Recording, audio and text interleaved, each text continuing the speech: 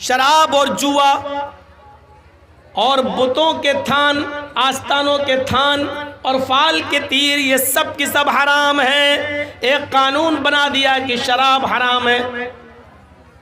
अब आप कह लीजिए कि साहब हमें नींद नहीं आ रही है, टेंशन बहुत ज़्यादा, इसलिए थोड़ी सी शराब पी लेते हैं, इसमें हमें फ़ायदा है कि हमें नींद आ जाएगी।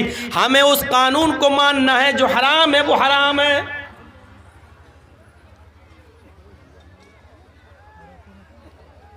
मेरे प्यारे साथियों, कुदामा इब्न मज़ऊन ने बुखारी शरीफ के अंदर ये मंजर देखा जा सकता है। बहुत बूढ़े हो चुके थे, बहुत बूढ़े हो चुके थे, बीमारी की हालत में वो बिस्तर से भी उठते नहीं थे। कभी जब तबीयत ठीक होती थी तो लाठी लेकर वो मस्जिद में नमाज पढ़ने के लिए जाया करते थे।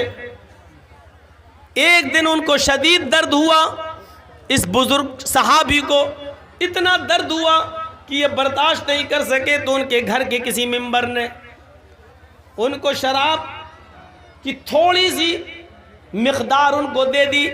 आए कुदामा, ये थोड़ी सी शराब पी लीजिए, आपके साथ मजबूरी है, दर्द से आप कराह रहे हैं, बेचैन हैं, नींद नहीं आ रही है, और इस वक्त हम आपको किसी डॉक्टर, किसी हकीम के पास भी लेकर नहीं जा सकते हैं, रात काफ़ी हो चुकी है। तो कुदामा इब्न मज़ऊन ने ये सोच कर कि चलो थोड़ी सी शराब पी लें, इसमें हर्जी क्या है, उन्होंने 2-4 घूंट शराब के इसलिए पी लिए ताकि दर्द का असर ख़त्म हो जाए और मुझे नींद आ जाए। जैसे हम लोगों को जब दर्द होता है तो नींद की 1-2 टेबलेट खा लेते हैं, उन्होंने भी शराब के चंद घूंट पी लिए। ये खबर सुबह होते होते हजरत अबू हुरैरा को मिल गई, और अबू हुरैरा के जरिए खबर धीरे धीरे हजरत उमर फारूक के पास चली गई।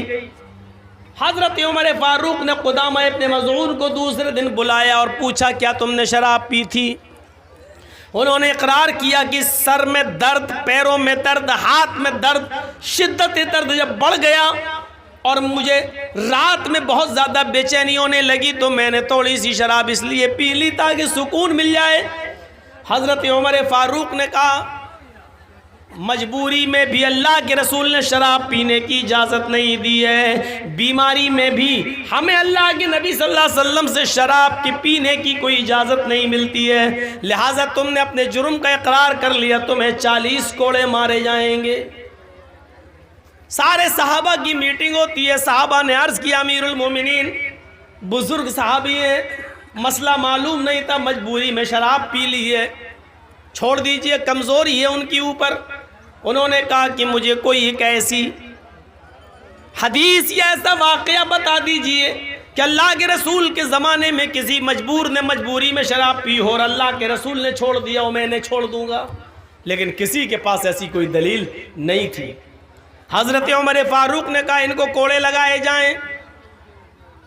फिर एक मीटिंग होती है साहबा की, तो उसमें ये तय होता है, अमीरुल मोमिनीन, कोड़े इनको लगा लीजिए, मैं मना नहीं कर रहा हूँ, लेकिन 2-4-5 दिन की छूट दे दीजिए, मोहलत दे दीजिए, ताकि ये तबीयत इनकी ख़राब है, ये सही हो जाएं। हाथों पैरों में दर्द है, चलने फिरने के लायक नहीं है, थोड़ी सी ताकत आएगी तब आप इनको कोड़े मार लेना, 1 हफ्ते का मोहलत दे दो, 1 हफ्ते का टाइम दे दो। हज़रत उमर फ़ारूक कहते हैं, मैं इनको 1 हफ्ते का टाइम देने के लिए तैयार हूँ, लेकिन अगर 1 हफ्ते से पहले मेरा ही इंतकाल हो गया और मैं इस दुनिया से चला गया और क़यामत के दिन जब अल्लाह ने मुझसे पूछा कि तुम्हारे सामने एक मुजरिम आ गया था, फिर तुमने उसको सज़ा क्यों नहीं दी, उसको 40 कोड़े क्यों नहीं लगाए, जबकि मुजरिम ने अपने जुर्म को कबूल कर लिया, तो मैं अल्लाह ताला को क्या जवाब दूँगा? नहीं, इनको आज ही कोड़े लगाए जाएंगे।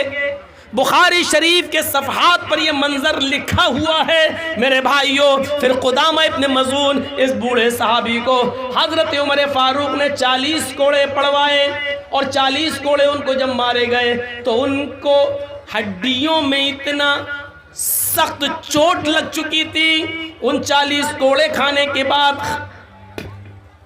फिर वो 1 साल 2 साल तक बिस्तर ही पे पड़े रहे, फिर वो उठने के लायक नहीं रहे।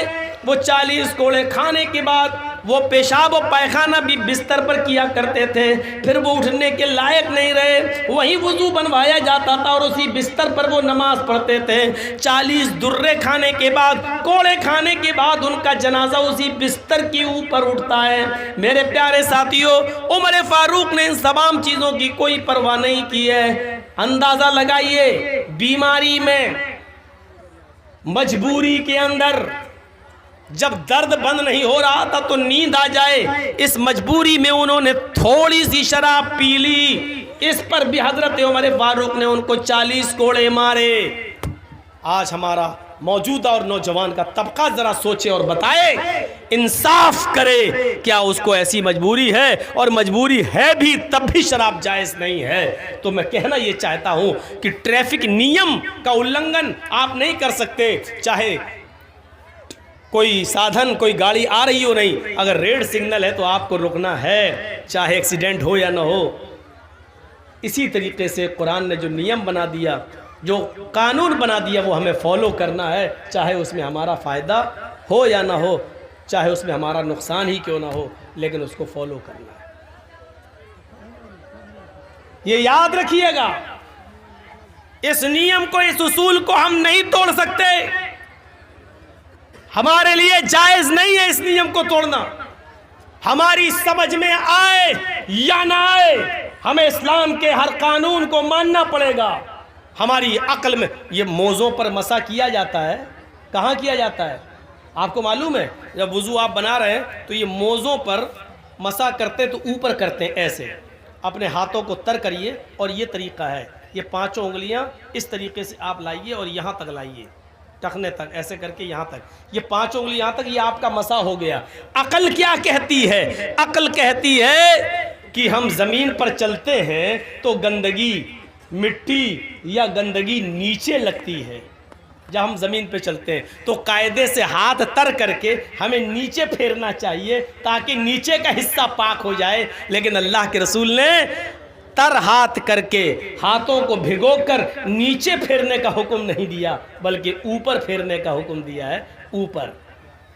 अब आप कहेंगे साहब गंदगी तो नीचे लगती है, अल्लाह के नबी ऊपर के हुक्म दे रहे हैं, हमें नहीं मालूम क्यों दिया है, और ना ही अल्लाह के रसूल के इल्म में हमें बराबर का शरीक होने का हक है। हमें सिर्फ इतना मानना है, नबी ने कहा है, हमें करना है, यही कानून है, इसी को हमें फॉलो करना है, चाहे हमारी अकल में आए या ना आए।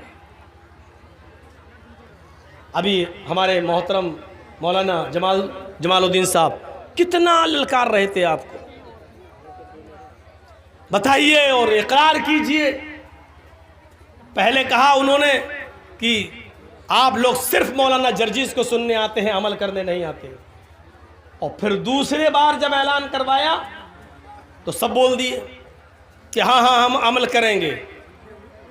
तो क्या आपकी ज़बान से निकला हुआ ये जुमला, क्या हम इस पर एतबार कर रहे हैं? उस पर भी हम एतबार नहीं कर सकते। ये तो रिजल्ट आप दें, छोटे बच्चे नहीं हैं आप। छोटे बच्चों की खताएं और गलतियां माफ की जा सकती हैं, लेकिन बड़ों की नहीं। कभी आपने भी स्कूल में पढ़ा होगा, आप नहीं पढ़े तो आपके बच्चे स्कूल में पढ़ते हैं। कभी आपने देखा है आपका बच्चा जब नर्सरी में पढ़ता है तो उसको पेंसिल से लिखवाया जाता है, जब LKG में आता है तो पेंसिल से लिखता है, जब UKG में आता है तो पेंसिल से लिखता है, और साथ में रेजर भी होता है, वो लिखता है, गलत लिख जाता है, मिटाया जाता है, फिर गलती करता है, फिर मिटाया जाता है। लेकिन जब आपका बच्चा प्राइमरी क्रॉस कर लेता है, 5वां क्लास पढ़ लेता है, जब 6ठे क्लास में आता है तो पेंसिल उससे छीन ली जाती है और उसके हाथ में अब पेन दे दिया जाता है, कलम दे दिया जाता है। ये स्कूल का मैनेजमेंट सिस्टम चीख चीख कर ये कह रहा है कि अब तुम बच्चे नहीं हो, बच्चे थे तो गलतियां करते थे, उसको मिटा दिया जाता था, अब तुम्हारे हाथ में कलम है, लिखना है तो सोच के लिखना, क्योंकि अब अगर लिखोगे तो जो गलती करोगे वो मिटने वाली नहीं है, वो खत्म होने वाली नहीं है। जब स्कूल का मैनेजमेंट एक बच्चे के गलत को गलत मानता है तो हम इस्लाम के सामने जलसों में गलत कर रहे हैं। हमारे कंधे पर फरिश्ते उस गलत को गलत क्यों नहीं लिखेंगे? मेरे प्यारे साथियों, हम स्कूल के मैनेजमेंट से ये इबरत हासिल नहीं कर पाए आज तक। चाह रहा था कि दूध पीते बच्चे नहीं हो कि जो पेंसिल से लिखे और रेजर से बिगाड़ दिया जाए। आप बड़े हो चुके हैं, इतना याद रखना, जानबूझकर किया हुआ गुनाह भी तो अल्लाह ताला भी माफ़ नहीं करता। यामलून बिजहालतिन सुम्मा यतूबून, जो जिहालत के तौर पर अनजाने में जो गलती करते हैं और उसके बाद तौबा करते हैं तो अल्लाह रब्बुल आलमीन उनकी तौबा को कबूल करता है। आप जानबूझकर गलतियों पे गलती करते रहे, सुबह शराब पिए और शाम को तौबा कर लें, फिर सुबह शराब पिए और शाम को तौबा कर लें, फिर सुबह शराब पिए और शाम को तौबा कर लें। अल्लाह फरमाता है कि यह आदमी मेरी रहमत का नाजायज़ फ़ायदा उठा रहा है, मुझे गफूर रहीम मानता है लेकिन हमारी रहमत का नाजायज़ फ़ायदा उठा रहा है। शाम को शराब पीता है, सुबह तौबा करता है, फिर शाम को जाम पीता है, फिर सुबह तौबा करता है, फिर शाम को जाम पीता है। माफ कीजिएगा, जानबूझकर किया हुआ गुनाह तो अल्लाह भी जल्दी नहीं माफ करता है जब तक कि बंदा आज़्म मुसम्मम न कर ले, पक्का इरादा न कर ले कि अब हम इस गुनाह को छोड़ रहे हो, कभी नहीं करेंगे।